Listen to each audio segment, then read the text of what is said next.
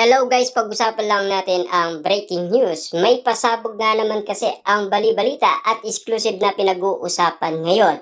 Katniel spotted sa Japanese restaurant ayon sa staff. Grabe sila.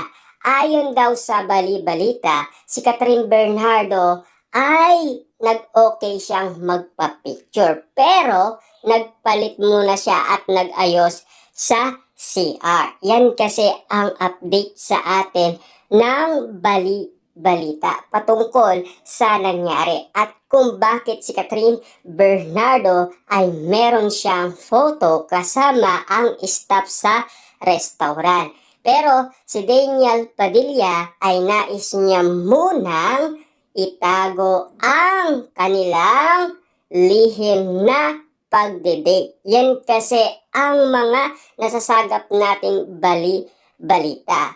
Pero ayon sa balita, 'di ba? Dahil meron nga naman kasing resibo na si Catherine Bernardo kasama niya ang mga staff ng restaurant, akala nila wala siyang kasama.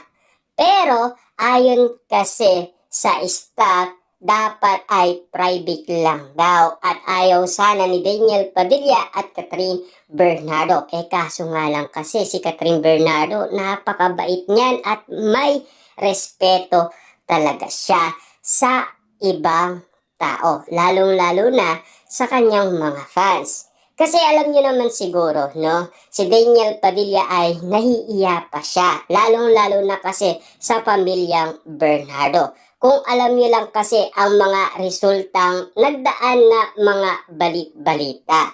Siyempre, si Catherine Bernardo kasi umamin kay Mami Min Bernardo sa kanyang kaarawan na gusto niya makipagbalikan kay Daniel Padilla. Ano ang resultang nangyari? Ayaw ng pamilyang Bernardo hanggang sa mag-away na ang pamilyang Bernardo at si Catherine Bernardo. Ayon pa kasi sa mga netizens, si Catherine Bernardo ay Team Katniel na at si Mami Min Bernardo ay Team Kat din na kasi pinag-uusapan pa noon ang Kat din. Pero ngayon, dahil sa pagiging independent ni Catherine Bernardo, nagiging malaya na siya. Kasi kaduda-duda nga naman kasi lahat ng nangyayari kay Catherine Bernardo. Kung bakit nga naman kasi sinusuot niya ang mga gamit umano ni Daniel Padilla. Kaya nagtataka ang karamihan kung bakit nga naman nasasabi ng iba sa kanilang prediction na nagkabalikan na daw sina Daniel Padilla at Catherine Bernardo. Na sana maunawaan ninyo ang gusto ni Daniel Padilla kasi naiiya pa siya sa pamilyang Bernardo. Kita niyo naman kasi hanggang ngayon wala pa silang jowa sa isa't isa. Pinag-uusapan, 'di ba? Ang tagal na kasi nang nangyari.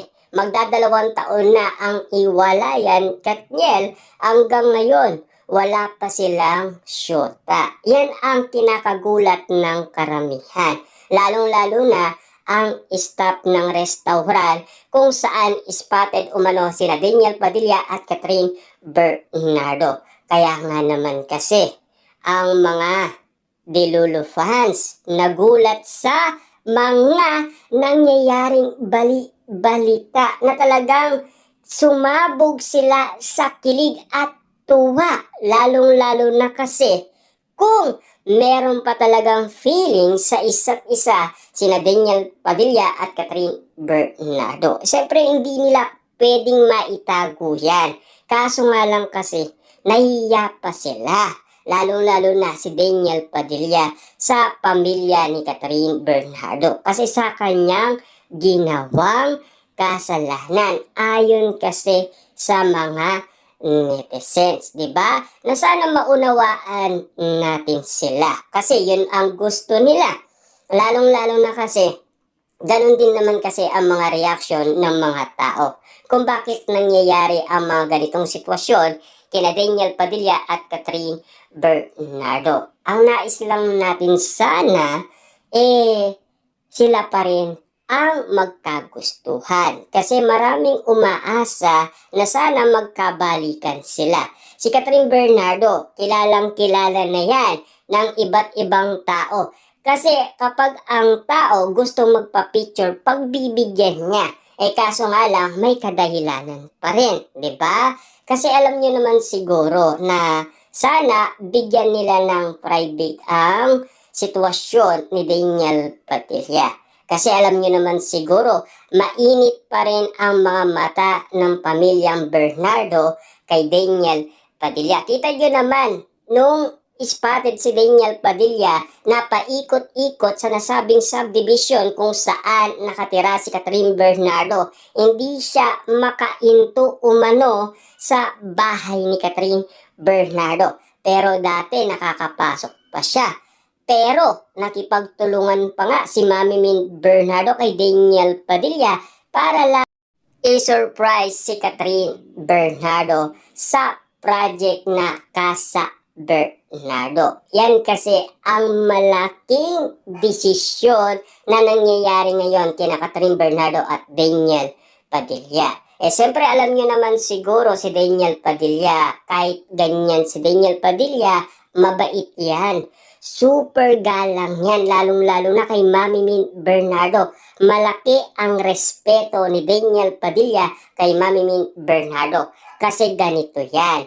Si Daniel Padilla, kapag siya ay nasa shooting, kasi hindi niya kasama si Carla Estrada. Siyempre, ang kasama lang nila si Mami Min Bernardo. Kasi lagi siya nakabantay kay Catherine Bernardo. Siyempre, dahil sa hirap ng kanilang shooting, nagkakasakit si Daniel Padilla. Lalong-lalo na hindi pa siya sanay. At sinusugod siya sa ospital ni Mami Min Bernardo. Kaya hindi niya pwedeng baliwalain yun ni Daniel Padilla. Lahat ng sakripisyo ni Mami Min Bernardo na ginawa sa kanya. Kaya siya naiiya umano. Dahil alam naman natin kasi mahal na mahal ni Daniel Padilla ang pamilyang Bernardo. Dahil siyempre kapag mahal mo, kailangan mahal mo rin ang kanyang pamilya. Kaso nga lang kasi, ano na ang pakiramdam ngayon ng pamilyang Bernardo? Kung sakasakaling si Catherine Bernardo ay nagpaparamdam, baka sakaling sabihin ni Catherine, kami na ulit, di ba? Yun kasi ang paramdam niya sa pamilyang Bernardo.